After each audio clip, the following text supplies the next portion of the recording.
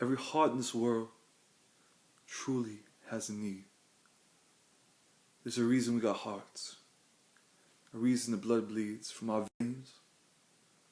And so many times we look out those window panes, we can't even see the world out there because we're so distracted by our pains. And sometimes we can't even get on our hands, for truly we feel naked and broken. And sometimes there's just no way on earth the things we feel could be spoken.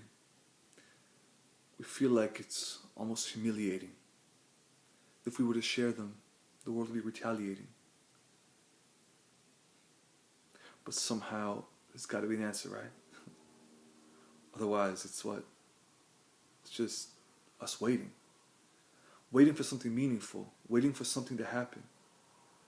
Waiting for a genie to come by and his fingers, snapping, to tell us everything will be okay. Fortunately, it doesn't occur. So what do we have left with us? We have nothing but a life that's unsure. And so what do we do with uncertainty? And truly, what do we make of a future we don't know? What do we say to a barren land? Do we expect flowers to grow? No. I mean, this is the state of our lives today. If we consider all that's being done, if we look outside and consider other people, loving, I don't think there's even one. People in this world live for one person. That person they see every day.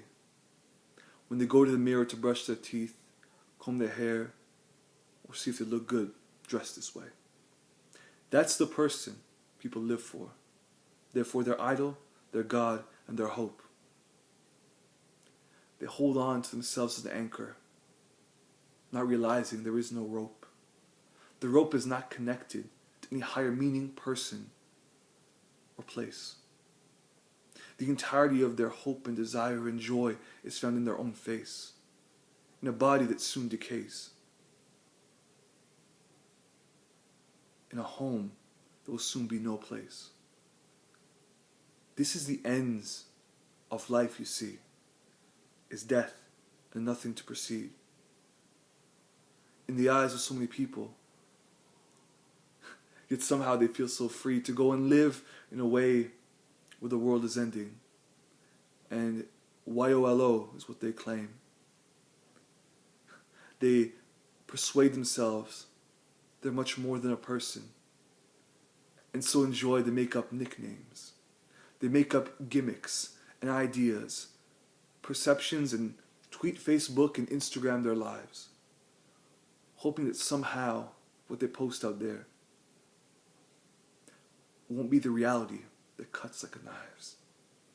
To recognize that they're not who they think they are, that their own self-constructed person is not them.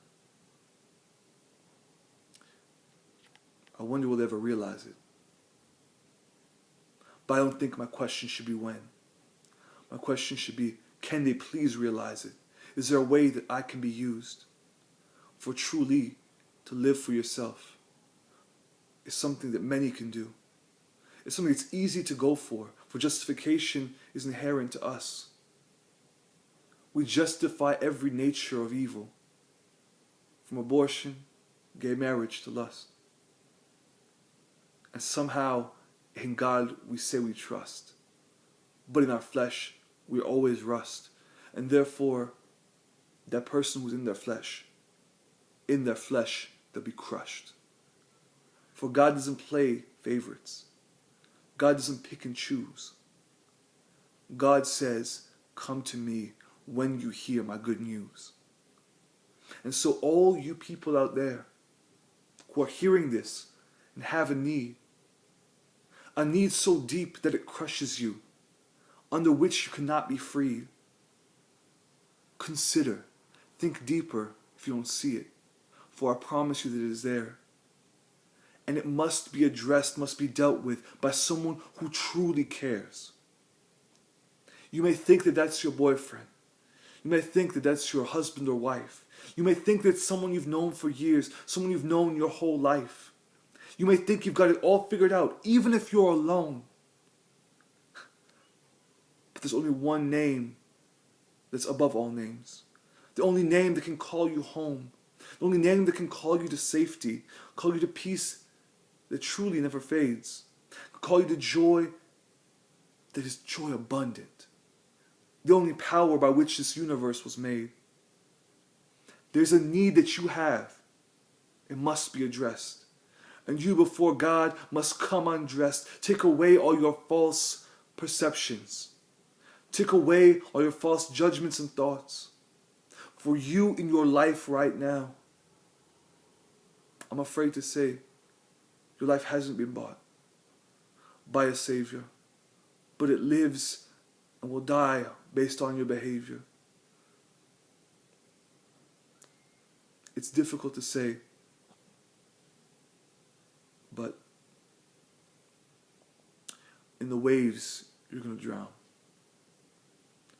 Only one person wears the crown. There's the Lord whose love abounds. So please live for his renown. I don't want to be there to frown on the last day when you're sent to the bottom of the ground. So I tell you, my friends, it's not just you, but it's me and all of us as well. All of us who call the Christian name our own, we were saved from hell.